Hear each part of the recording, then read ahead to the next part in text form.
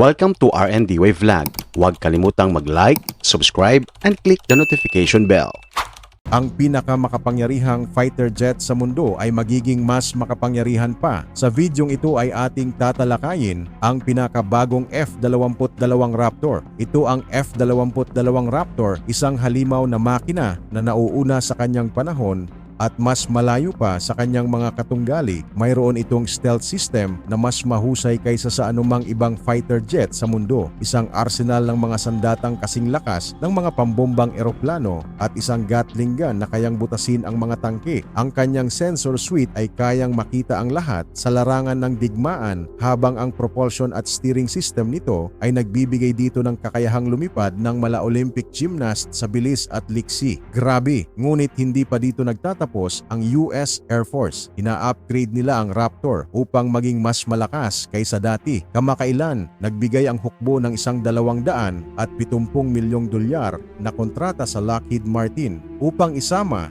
ang Next Generation Infrared Defensive Sensors (IRDs) sa Raptor. Ang bagong sistemang ito ay magpapahusay sa kakayahan ng eroplano na manatiling ligtas at mapanganib sa mga kalaban. Tinitiyak na mananatiling epektibo ang F-22 laban sa mga lumalawak na banta, ngunit hindi pa rin ito sapat. Maaaring malapit nang ipasok ang isang revolusyonaryong hypersonic missile sa Raptor. Sa Sea Air Space 2024, isang bagong sandata ang lumitaw, ang Mako Hypersonic Missile. Ito ang pinakamalapit na missile ng US na kayang lumipad ng hypersonic higit Mach 5. Sa kasalukuyan, parehong China at Russia ay may hypersonic missiles na nasa serbisyo na at nagamit na sa labanan tulad ng sa kaso ng Russia. Ang Mako missile ay isang multi-mission, napakabilis at matatag na sandata na kayang tamaan ang iba't ibang target. Ipinakita ito sa publiko noong Sea Air Space 2024, 7 taon mula nang simulan ang pagdevelop nito. Pinangalanan ito mula sa Mako Shark,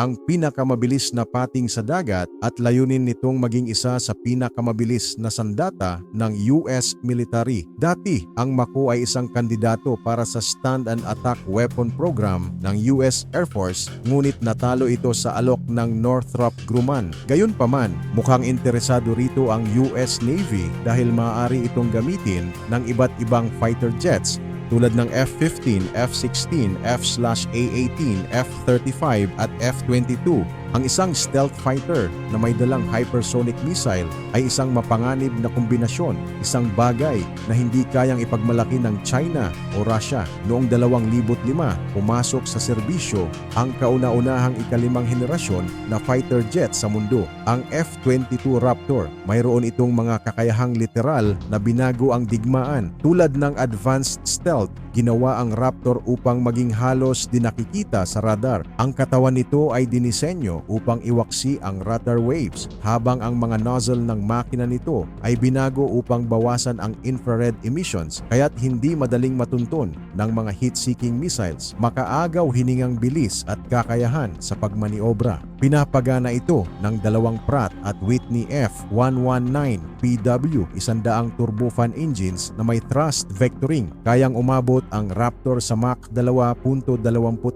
lumipad sa taas na 65,000 talampakan at magkaroon ng saklaw na 2,000 milya, higit kalahati ng radius ng planeta. Meron din itong lethal armament na karaniwang dinadala ng Raptor ang kanyang mga sandata sa loob ng katawan nito upang mapanatili ang stealth. Mayroon itong 6 na AIM-120 MRAM missiles, 2 AIM-9 Sidewinder missiles at isang 20mm M61A2 Vulcan rotary cannon. Kapag hindi prioridad ang stealth, maaari rin itong magdala ng dagdag na armas sa 4 na external hardpoints. Dahil sa mga kakayahang ito, ang F-22 Raptor ang naging pinakadominanteng fighter jet sa mundo mula noong ito'y pumasok sa serbisyo. Dahil sa sobrang halaga nito, nasa $350 milyong kada unit. Mayroong batas sa US na mahigpit na nagbabawal sa pag-export nito sa ibang bansa. Ngunit hindi pa tapos ang kwento ng Raptor. Bagaman ipinakilala na ng US Air Force ang kanilang Next Generation Air Dominance NGAD fighter na papalit sana sa F-22, nagbago ang plano. Sa halip na retirahin ito, maglalaan ang Air Force ng 7.8 bilyon upang gawing mas makapangyarihan ang Raptor kaysa dati. Ang mga inaasahang upgrades ng F-22, bagong stealth coatings, ang isang reflective coating na nakita noong 2021 ay maaaring bahagi ng isang bagong teknolohiya upang mas gawing invisible ang Raptor. Infrared Search and Track IRST sensors. Magbibigay daan ito sa Raptor na makakita at matuntun ang mga target sa malalayong distansya nang hindi kinakailangan gumamit ng radar na maaaring makaalerto sa kalaban. Bagong sandata, bukod sa Mako hypersonic missile, maaaring magkaroon ang Raptor ng AIM-25 GATM, isang long-range air-to-air missile na ginawa upang talunin ang mga missiles ng China tulad ng PL-15, laser at microwave weapons, mas matipid at epektibong paraan upang wasakin ang mga target. Sa paglipas ng mga taon, nanatiling walang kapantay ang F-22 Raptor at sa mga parating na upgrades, ito ay magiging higit pang makapangyarihan, isang tunay na bangungot sa sinumang kalaban nito. Ikaw, Idol, ano ang opinion mo sa pagpapalakas pa ng F-22 Raptor? I-comment mo na yan sa ibaba. Bago tayo magtapos, ay big shoutout po muna sa ating mga top commenter at new subscribers. Shoutout kina Eddie Kahulugan, Jasby Magbanua, Emmanuel Omega, Johnsky Copy, Kenley Banda, Carter Wood, Wilson Nolasco, Frigil Escalada, Toto TV, Danilo Abugdi,